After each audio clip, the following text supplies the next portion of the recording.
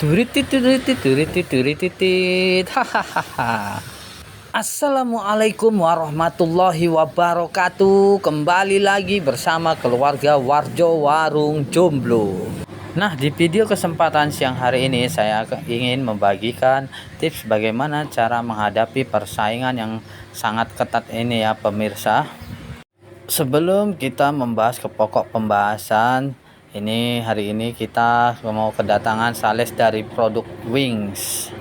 Ya, karena kita sudah order semalam barangnya, maka hari ini barangnya sudah datang. Abang-abang sales dari produk Wings sekarang ini lagi mengantarkan barang kita. Nah, kita lihat aja ya, apa aja barang yang kita order semalam. Ada baiknya kalian ikuti terus video saya ini, jangan di skip-skip ya kan. Nah, karena sekarang para produk Wings ini sudah ngorder langsung ke warung-warung, jadi kita jarang sekali ke grosir belanjanya. Jadi karena udah diantar mereka langsung ya kan setelah diorder.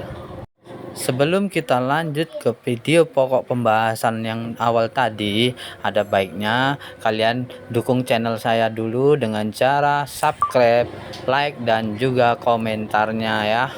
Ya, sambil kalian perhatikan di video saya ini barang apa aja yang diturunkan ya, sambil kita sharing-sharing berbagi ilmu lah ya kan. Oke lah ya, biar nggak terlalu panjang lebar kali, jadi kita lanjut aja langsung ke pokok pembahasan awal tadi ya. Ya, untuk yang pertama ini menurut versi saya ya, bukan saya maksud mau menggurui, tapi ini yang menurut versi saya kalau dalam menghadapi persaingan. Yang pertama itu kalian harus perhatikan apa aja isi warung kalian. Nah, walaupun warung kalian itu kecil ataupun sederhana, tapi diutamakan dia harus lengkap.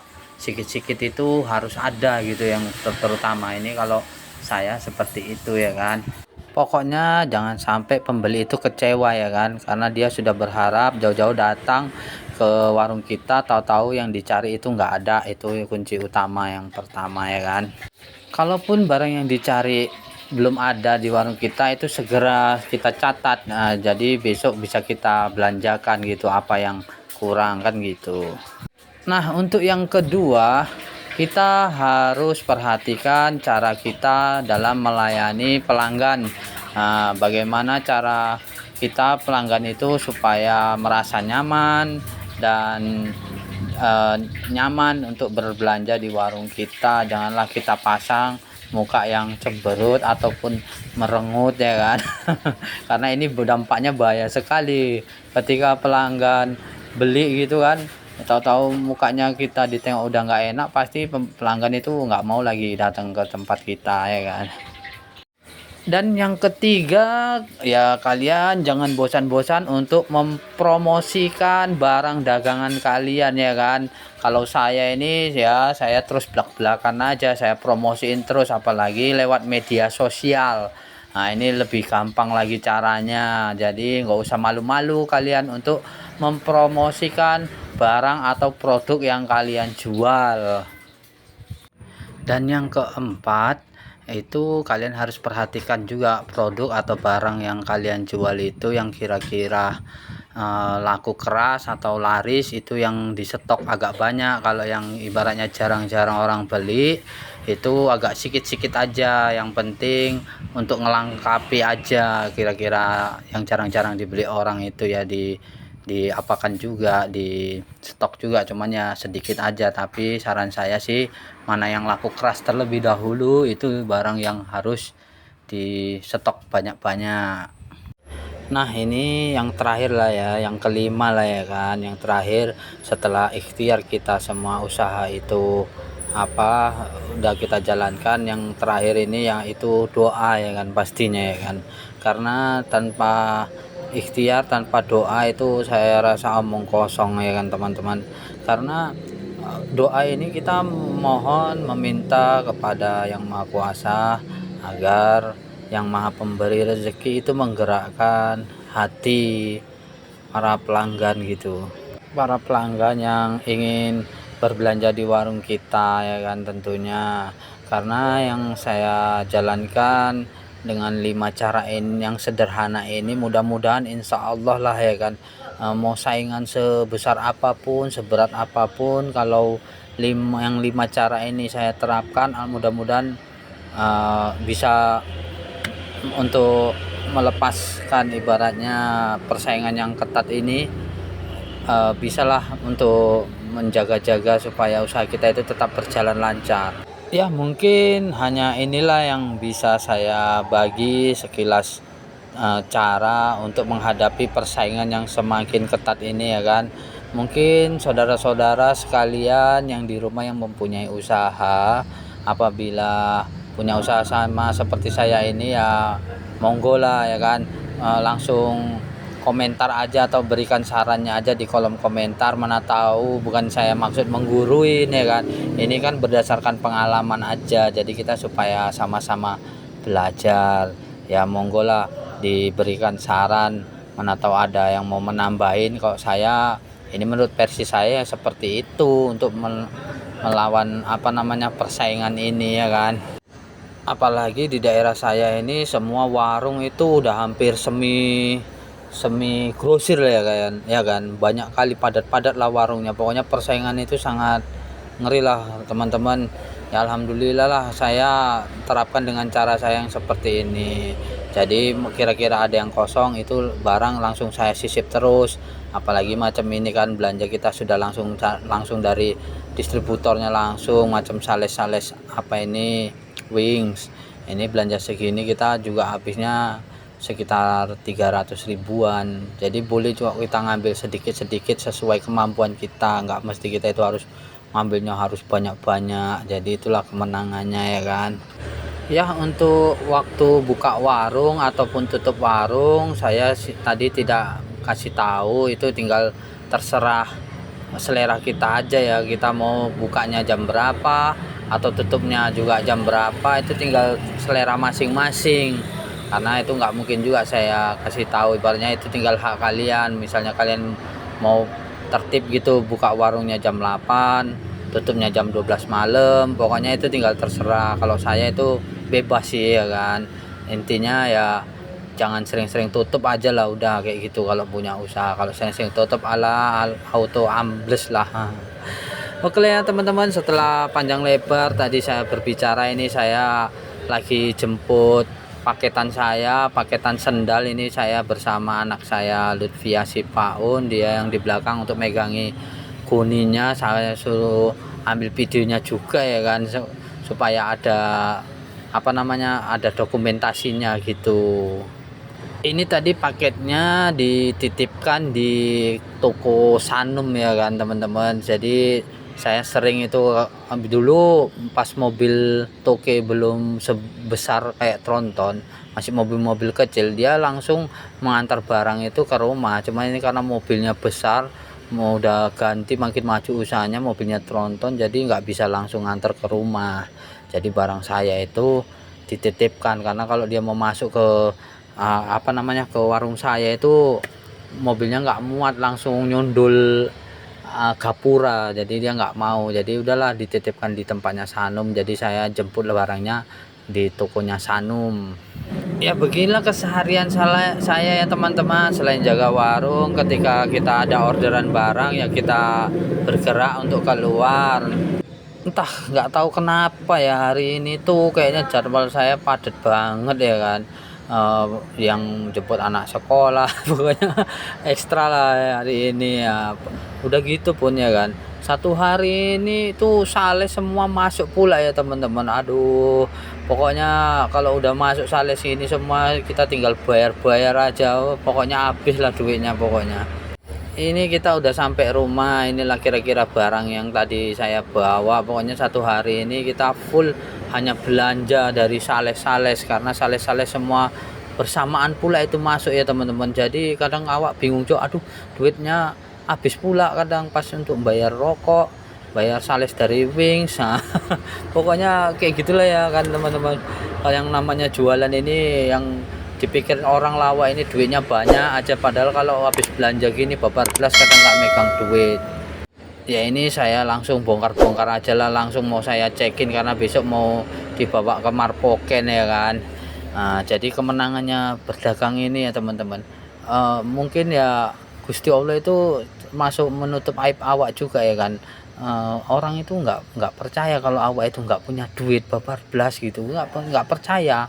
Itulah herannya, itulah kemenangannya awak ini yang namanya berdagang ini. Dikira orang itu duit awak itu banyak aja. Jadi ya seru juga sih ya namanya berdagang itu, kayaknya orang percayanya itu duit kita itu ada aja, padahal kadang ya nggak ada, apalagi kalau habis belanja kayak gini.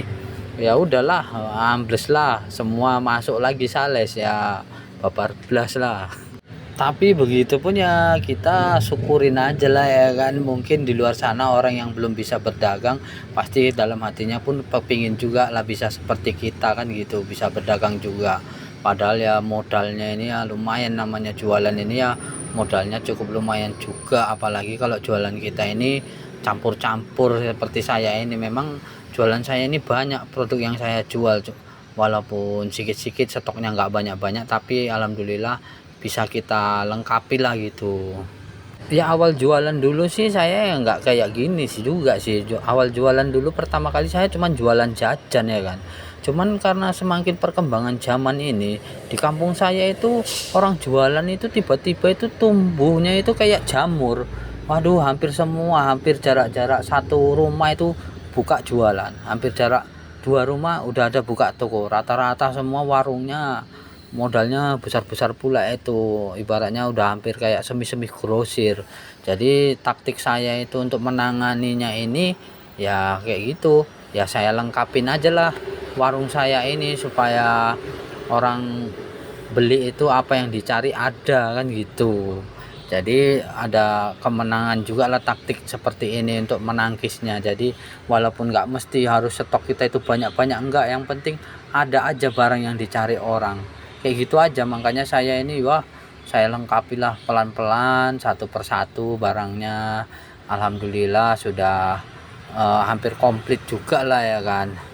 Ya mungkin hanya itulah kira-kira ya teman-teman, tips dari saya. Mudah-mudahan kalaupun ini videonya bisa bermanfaat, ya monggo silakan di share ataupun kalian komentar ya kan, supaya saya ini bisa lebih bersemangat lagi untuk membuat video yang bisa ibaratnya mengedukasi buat kita sesama pedagang kan gitu. Nah, di samping itu kita juga harus perlu adanya kerjasama bersama istri ya kan. Jangan kita itu memikirkan ego kita aja, enggak, kita harus saling tukar pikiran juga bersama istri, partner kita, partner kehidupan kita yang sehari-hari bersama kita. Jadi untuk mengembangkan satu usaha itu kita nggak bisa berjalan sendiri ya kan, harus ada tukar pikirannya. Kayak gini, kalau kerjasama kami ini, istri saya ini merencengi, saya ngecek barang. Kalau semua pekerjaan itu kita tumpukan sama istri saya, wah maulah stres dia itu ya kan.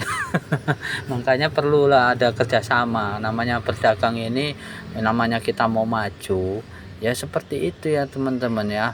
Jangan kita mikirkan ego. Nah ini istri saya yang bagian nyusun-nyusun. Nah inilah mau di cemana disusun supaya dia supaya susunan itu enak dipandang, dan pelanggan juga gampang untuk milih barang yang dicari. Jadi inilah bagian ahlinya ini ya, bagian istri saya ya kan. Jadi kalau pelanggan itu begitu ada yang dicari udah mak langsung nampak gitu kan, kan gampang kita mengambilkan barangnya, jualinya. Jadi pelanggan itu pun jadi bisa merasa puas kan gitu. Jadi macam saya ini ya kan teman-teman, karena saya ini di warung saya ini banyak produk yang saya jual. Jadi kan nggak semuanya kita itu harga itu hafal. Jadi di masing-masing barang itu udah kita cantumin harga di situ, berikut juga kode dari modal. Jadi kita bisa tengok kan nanti di situ berapa harganya yang kita jual. Nanti kok pelanggan itu menawar kan bisa kita taksir kira-kira tadi modalnya berapa. Jadi pokoknya punya cara-cara tersendiri lah bagaimana supaya untuk memuaskan pelanggan ini tadi. Oke lah ya teman-teman, mungkin ya macam saya ini kan tadi yang sudah saya bilang ini berdasarkan pengalaman saya aja. Selama saya berdagang sudah puluhan tahun lah dibilang, mulai dari lajang ya kan hingga saya punya anak 3 seperti ini. Saya tetap juga masih berdagang karena ini merupakan mata pencaharian saya. Ibaratnya inilah pokok duit saya lah dibilang. Bisa dibilang pokok duit lah di sinilah. Jadi kita jangan sepele, jadi usaha ini harus tetap kita rawat, kita jaga juga. Hati-hatilah pokoknya dalam penggunaan uang, jangan boros-boros. Hemat itu bukan berarti pelit ya kan teman-teman. Hemat itu artinya ya hati-hati dalam penggunaan uang. Itu saja sih pesan saya yang terakhir ya kan. Jadi kalau kita tidak tertib ataupun hati-hati dalam penggunaan uang, alah beratlah kalau mau untuk maju usaha ini ya kan teman-teman. Intinya ya itu tadi, ya hemat perlu juga, cuman hemat itu ya bukan berarti kikir atau pelit ya. Artinya kita artikan sebagai ya hati-hatilah pokoknya dalam mengatur keuangan, gitu aja sih ya kan. Oke lah ya para pemirsa Ford Lover yang selalu setia untuk mengikuti channel Kang Warjo, saya ucapkan ribuan terima kasih. Mungkin hanya ini yang bisa saya sampaikan. Mana tahu ada salah-salah kata ya, monggo saya diperbanyak mohon maaf. Dan apabila ada juga saran-saran dari kalian ya monggo dimasukkan juga melalui kolom komentar, karena saya bukan maksud mengguruin, tetapi saya hanya belajar berdasarkan pengalaman. Akhir kata, assalamualaikum warahmatullahi wabarakatuh.